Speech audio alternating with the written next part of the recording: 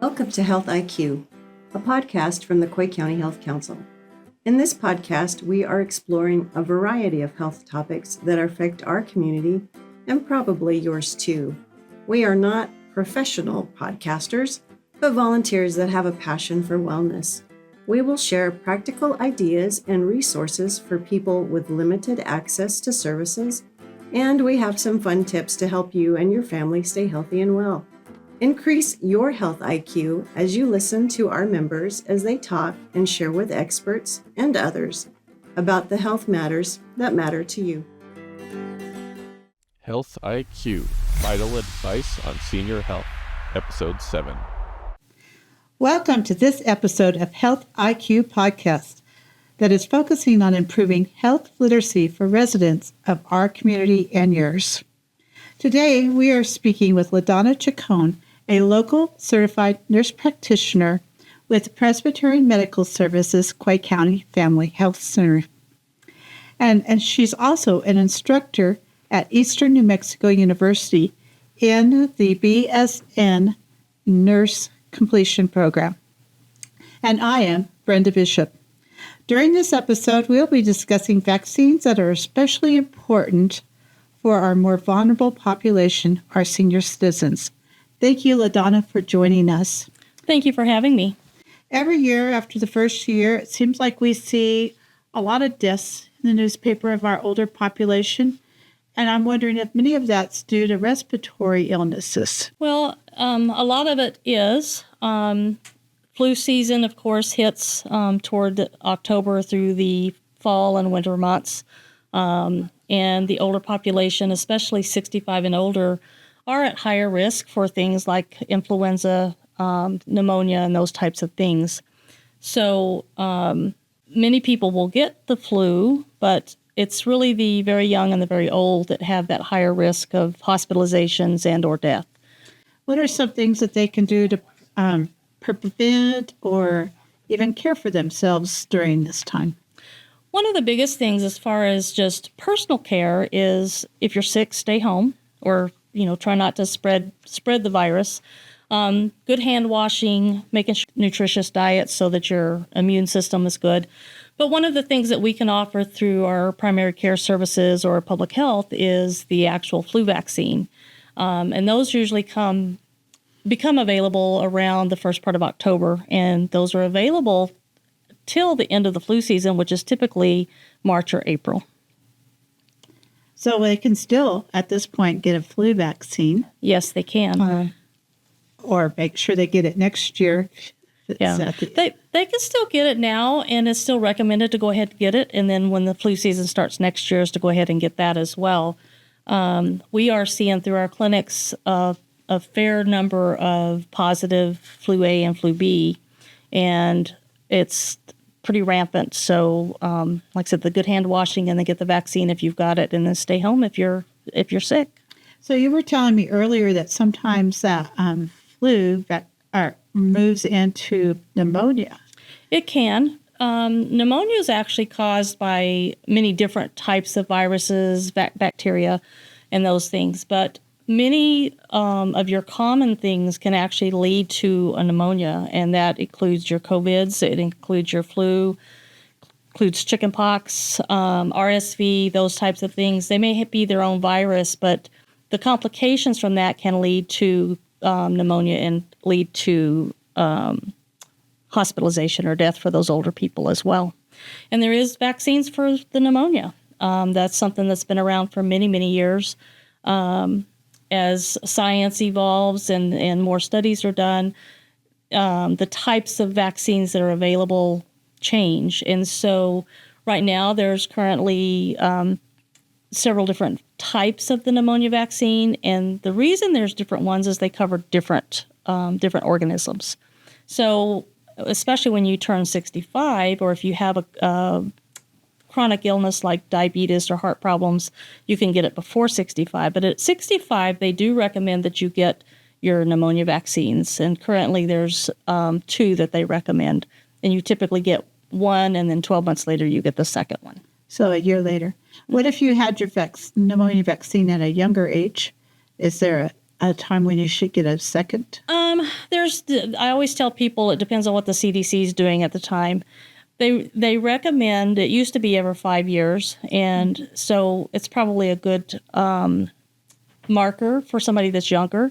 But even if you are younger than 65 and you've had it, or 65, let's say you have it at age 63, they still recommend when you turn 65 to go ahead and get a pneumonia vaccine, and it will depend on what you've had in the past as to which one they would start with. Well, that's interesting. I'll have to keep that in mind. Well, and just to put it in perspective of something that older people need to think about is, and this is off of the CDC website, and that's a great source for people to go and find information. But in 2020, over 47,000 people in the U.S. still died from pneumonia. And our vaccine rates for ages 19 to 64 was only about 24% across the U.S., and people over 65 were higher, but they were still only about 67%. So there's still a lot of people that could benefit from getting those vaccines to reduce their risks. Well, and that's sort of, I was thinking about, we did an episode on the history of vaccines and how when we get our numbers up higher, we actually can eliminate some illnesses like the smallpox and polio. So it's important that everybody gets that. Also, we have the respiratory ones, brand new one, RSV. And I know last year, before this vaccine came out in our community, we had a lot of children sick with RSV. Mm-hmm. You used to only hear of RSV typically within the pediatric or infant population. And there again, the people that are at highest risk from RSV is the infants, very young, and then the people who are very old or have some compromised immune systems. And adults now can actually get the RSV vaccine, and it is for people that are over 60. And I believe that you had mentioned that over at Mesa Winds Pharmacy, they actually are able to give the RSV vaccine here in our community now. Yes. So check with them over there, and they can fix you up or give you some information. And I know the COVID vaccine looks like it's going to start becoming a yearly vaccine with whatever the most current strain is, sort of like we do the flu shot. How do you let people know or discuss with them about the COVID vaccine and its safety and why we should be getting it? Again, it's one of those that I know there's lots of information out in the community. I will tell you again, get to a reputable source like your CDC or Department of Health or your primary care provider. COVID has changed tremendously since we first knew about it or heard about it. And those vaccines have changed as well. And much like the flu vaccine, is they will be studying those strains and the different types of COVID that are hitting and what's going on. Like I said, when we have people, I try to offer it, try to be very non-judgmental. People still have that right, but understanding that science really does work to try to eliminate or reduce the risks of long-term complications. And so people do still die from COVID. And many people will have COVID and they get over it. But we also see a fair number of people who have what they call long COVID. So they might not have been in the hospital, but they still have complications weeks, months, sometimes years past. I have talked to patients who had COVID in the first round in like 2020, and they still do not have a sense of smell. And so their sense of smell has never returned. I know people with that. Yeah, and right now we're seeing a lot of people that had COVID before Christmas, and they're still struggling with shortness of breath and fatigue and cough and those things that just haven't cleared up. And those may get better, but I always tell people that, yes, you may get it and you may survive from it, but you don't always want those long-term complications that you don't know what's going to do. And I think COVID is still new enough in the sense of we don't always know what the long-term complications will be 5-10 years down the road. So that's, I advocate for the COVID vaccine.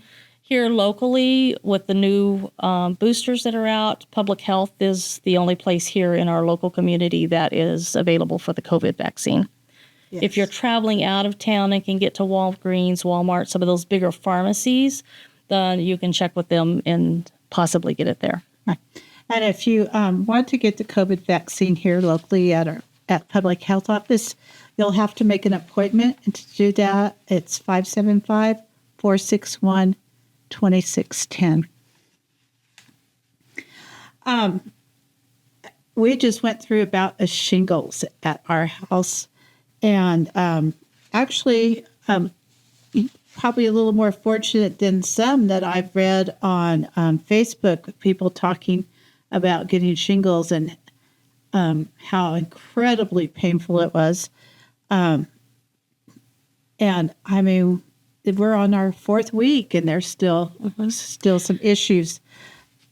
So what do you tell people about how to avoid shingles? Well, shingles is one of those, you do hear a lot about it on TV ads and different things, but 1 out of 3 people in the U.S. will develop shingles. So it's a very common virus. For many people, especially the younger population, they may get through the shingles without a whole lot of incident. They can be very painful. And as with any illness, it can range from very mild to very severe. But the complications that you can have from shingles, one of the worst ones is what they call the postherpetic neuralgia, which basically is really, really, really, really bad nerve pain. And about 10 to 18% of people who get shingles will have this nerve pain for months to years. I have had patients who have had the severe cases that for 6 to 8 months afterwards, they are still just really struggling to find a way to manage that nerve pain.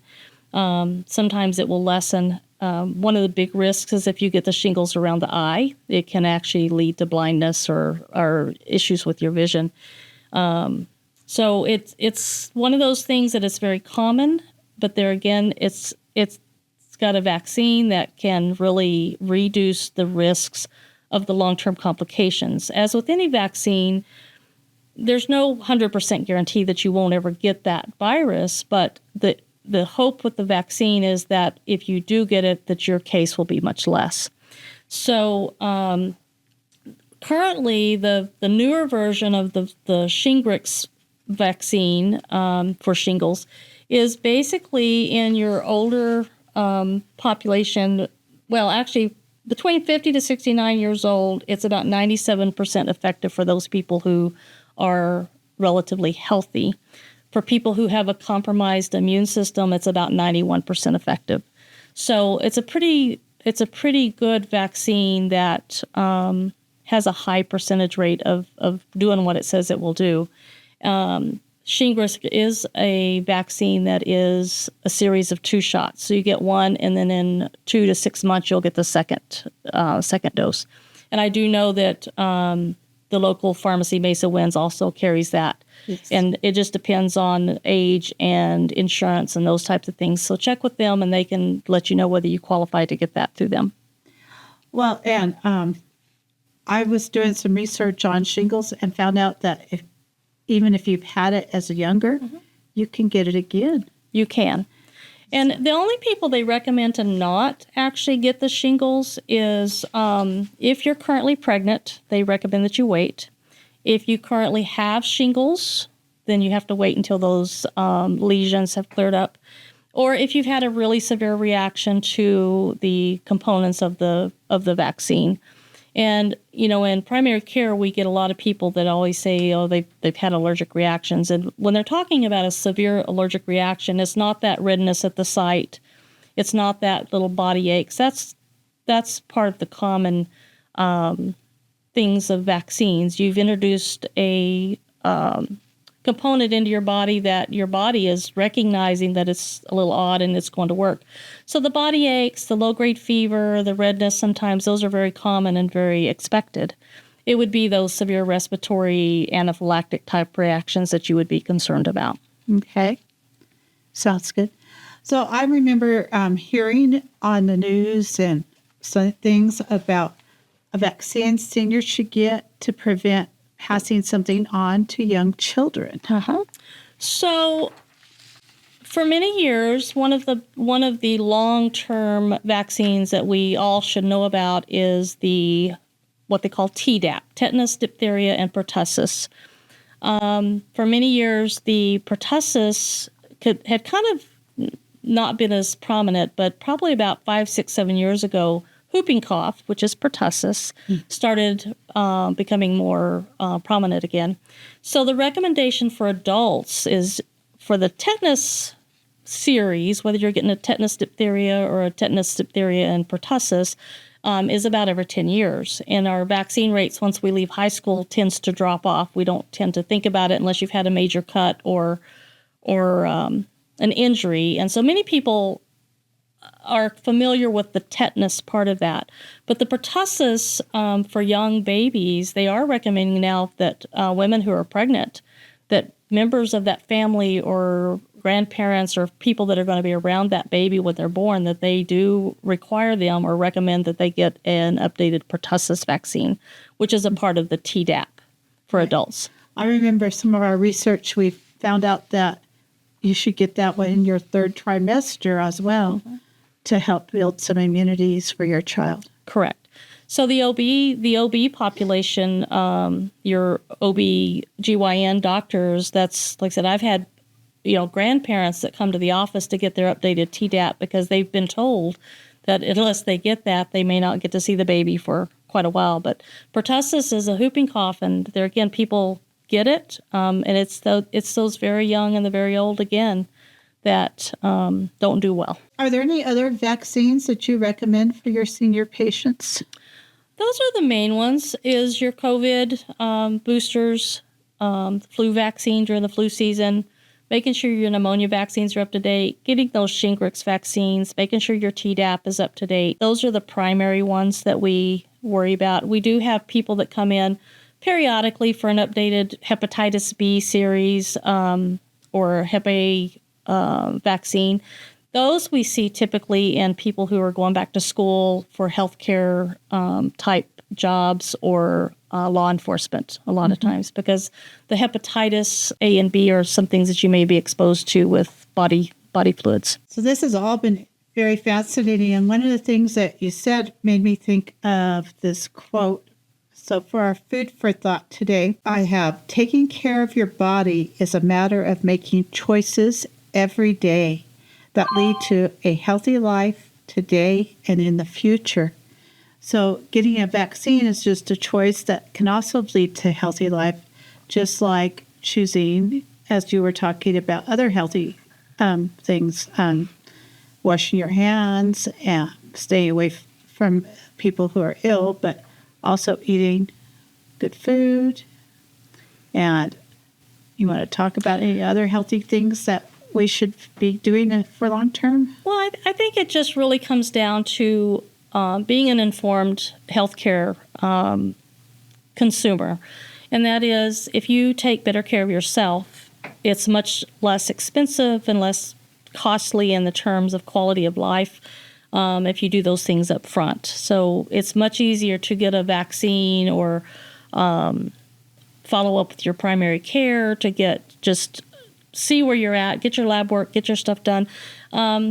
Because it's much easier to take care of those things before they happen than it is when you actually get a full-blown case of pneumonia or the flu where you're out of work or you're out of school and those things. So good nutrition, healthy eating, clean environment, staying active, those types of things all lead to better health outcomes for everyone. Yes. And things like getting exercise, too, and having a strong body. Well, we thank you for your expertise today and your time. And we have this gift for you. Oh, thank you. That shows actually our new logo for our Health IQ That is very podcast. nice. So thank you for your time. And thank you all for joining us for this episode of Health IQ. We hope you will share this information with your loved ones. Be sure to come back for our next episode as we prepare for the disasters that spring weather may bring. Special thanks to our guest contributor, LaDonna Chacon, certified nurse practitioner at Presbyterian Quay County Family Health Center and instructor at Eastern New Mexico University. Podcast crew included Robert F. Hockaday. Producers were Robert F. Hockaday and Joyce Runyon. Video crew was Alan Angel. Music provided by David Morris. This podcast was made possible by a New Mexico Department of Health Better Together grant. Thank you for joining us today. If you have ideas for future podcast topics, be sure to reach out to us at healthiqpodcast@gmail.com. Additional information about today's topic will be on the Health IQ blog located on the Quay County Health Council's website at www.qchealthcouncil.org. Be sure to follow the Quay County Health Council on YouTube, Facebook, and Instagram at Quay County Health. This podcast was created solely for educational and entertainment purposes. It is not intended as a substitute for advice from a healthcare or mental health professional.